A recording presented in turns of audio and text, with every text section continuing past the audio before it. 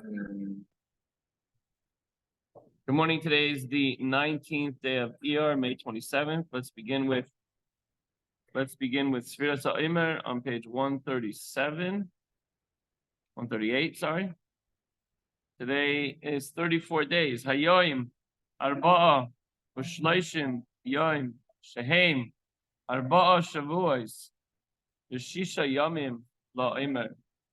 Today is 34 days, which is 4 weeks and 6 days of the Omer. Wow, Shavuos is right around the corner, Chavra. Continue to prepare ourselves spiritually, emotionally for the receiving of the Torah. And today's lesson, as we lead up to the Shema on page 69 in the Chayenu. Steve, you'll have to fill in for Charlie today, okay? You with me? Page 69. We now discuss the blessing of Avas Olam. The second blessing said before Shema in the morning, describing Hashem's eternal love for the Jewish people, choosing them as His nation. There's a second blessing, which declares God's great love for the Jewish people.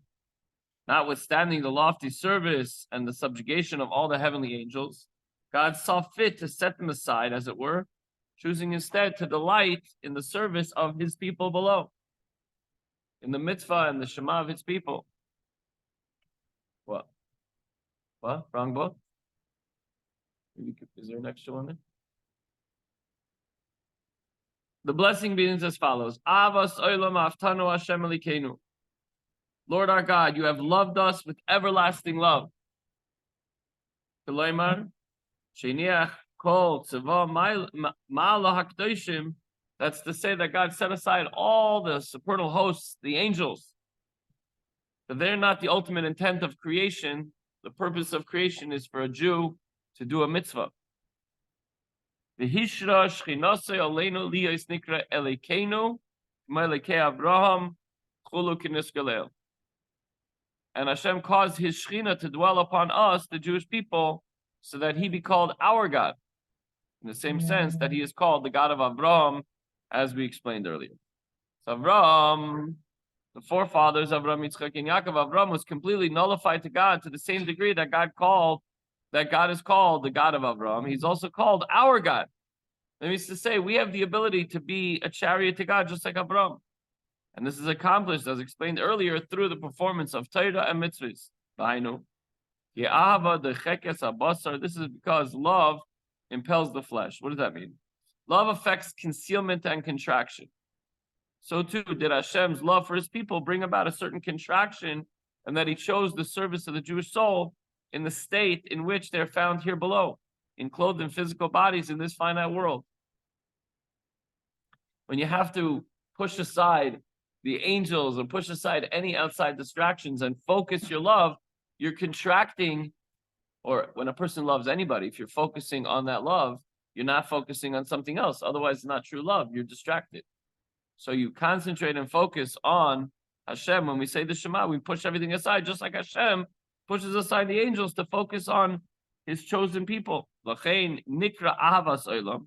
Therefore, this love on Hashem's part is called avas olam. Shebechinas simtzum oirei hagadol habilti tachlis v'slavish bechinas gvul hanikra olam.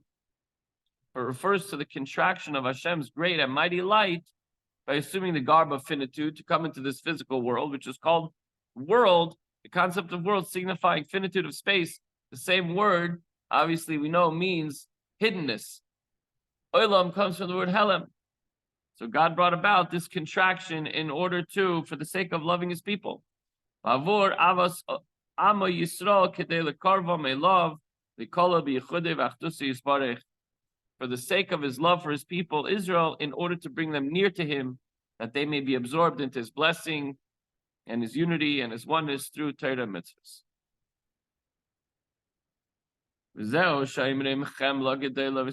This is also the meaning of what we say later on in the same blessing.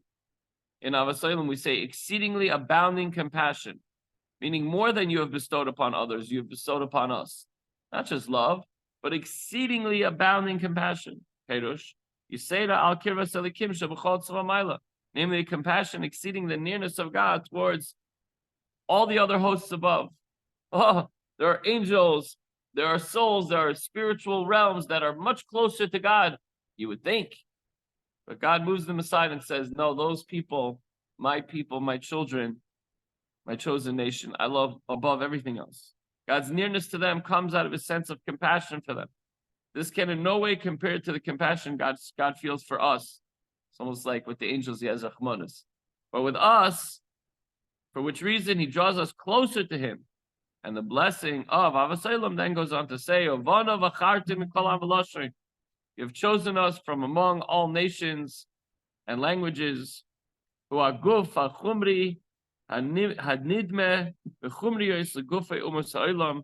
This refers not just to the soul of the heart of the people, but also to the material body, which in its corporal aspects is similar to all the bodies of every other human being in the world. You would think, oh, Hashem loves us because our soul is connected to him. We have an Shashenis and the Torah and mitzvahs. No, our physical bodies as well. True freedom of choice can only come about when one has two completely equal choices. So if it's based on the neshama, then there's no choice in the matter. It's like, do you choose that delicious steak or a hard stale piece of bread? It's not really a fair choice. If you have two similar objects, a red apple, a green apple, it's just a matter, or whatever, two red apples, which one do you choose? When two things are unequal, one does not freely choose one over the other. The qualities found in one and lacking the other compel the choice. It's therefore impossible to say that you have chosen us, referring to the Jewish souls, because there can be no comparison between a Jewish and non-Jewish soul, in as much as a Yid's neshama is a chelik elikah, a portion of Hashem. Rather, you've chosen us refers to the Jew's material body, which is similar to every other human being.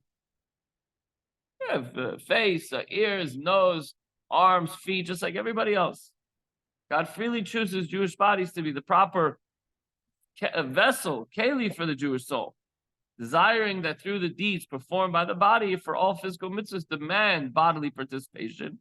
Not only about the soul, we're not just a Jew in our heart. We have to take the talis and tefillin and physically do mitzvahs. And through this, a Jew becomes united with Hashem. This, the Alter Rebbe now goes on to say, the Alter Rebbe now goes on to explain, first continuing to quote from Avasalam.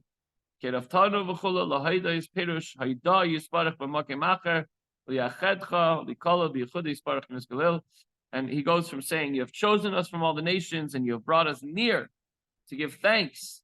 And by the way, we're counting down Sfiras HaOmer. Hashem took us out of Mitzrayim.